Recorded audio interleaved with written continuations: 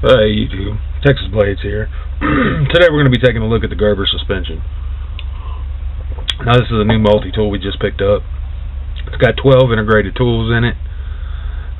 If it looks familiar, it's because it is designed after the paraframe with the skeleton handles and the titanium coating. This is the lighter version. They make this in the same color. And then they make the paraframe in the same color as the multi-tool as well. And that's kind of why we picked it up. I love the paraframe design and wanted a multi-tool to kind of go along with that. This uses the Safety Plus lockers, weighs 9.6 ounces, 4 inches closed, 6 inches opened, by 3.5 inches by 1 inch. As I said, it's titanium coated with the skeleton handles. Has needle nose pliers, wire cutters, wire strippers, straight and serrated blade, medium and large flathead screwdriver, Phillips head screwdriver, bottle opener, can opener, scissors, awl, a saw, and a lanyard ring. They are spring loaded, just like the Leatherman Wingmans. And one thing I always look at when it comes to multi-tools is how much of a gap you have here. Because what happens is you get your hand in there and you squeeze it down, and then it clamps down on your hand, and believe me, it kind of hurts. So my Stanley tool will bite you every time, whereas the Wingman has a little bit of a gap in between it, but not anything like this. These you have no chance of pinching your hands in there, and that's kind of what I like most about this multi-tool. So let's take a look at the tools. It has a thumb stud here. And you can see it is a lock blade. It locks in place. The locks to release, this is the Safety Plus that Gerber uses. You just grab both sides and pull down, and it unlocks it. And not just the blade locks, all the tools lock. You can see here's the little notch where it actually locks into place, I believe, anyway now. It locks some other way, but they all have that little notch, I guess to get it out. It's like your nail nick. So there's your flathead, there's your Phillips head, there's your saw, and your straight blade. Flip it over, you can see it has another thumb stud. All these tools lock into place as well. This is your serrated blade. Here's your bottle opener and can opener.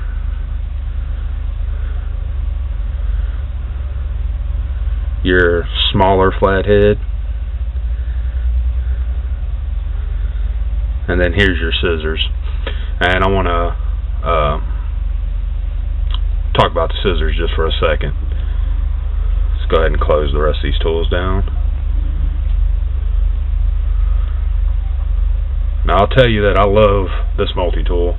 It has a little bit of everything. The only thing I haven't really tried out is the saw, and we have plans on trying it out real soon. The scissors, they lock into place as well. As you can see, here's the spring on them, but there's a design flaw in that that's about as far as you can close them.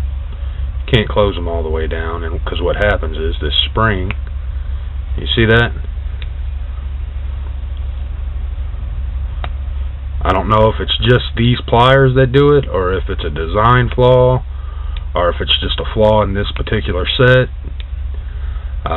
I'm not sure what that's about, but you can see the scissors don't close all the way at all. There's your lanyard ring, by the way. But they don't close down all the way, even if the tool's unlocked. And in this position, they still don't close all the way. So really, the only cutting surface you have is right here on these scissors. And scissors aren't a huge seller when it comes to multi-tools. For me, anyway, I'm used to not having scissors on my multi-tool, but I really did get used to using the scissors on the Leatherman.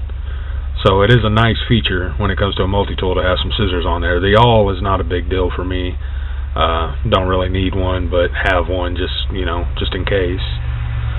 The box cutter on the Wingman was kind of a letdown for me, and the scissors on these are kind of a letdown. Man, if these had the Wingman scissors, they'd be perfect. Again, the weight on this thing's 9.6 ounces, so it's a little bit lighter than the Stanley multi-tool. Has as many, if not more, tools as the Stanley. It's a little bit heavier than the Wingman, but the Wingman doesn't have near as many tools, and this one's actually $5 cheaper.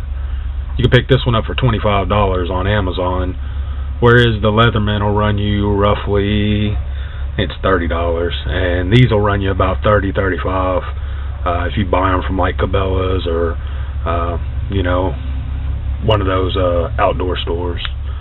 They can run you as high, I've seen them as high as 35 and as low as 30. But you can pick these up on Amazon right now for $25. So $25, well worth the price. I like them so far. We're going to use the saw on these, and we're going to use some other stuff and give them a try. We're going to EDC them for a couple weeks and see how we like it.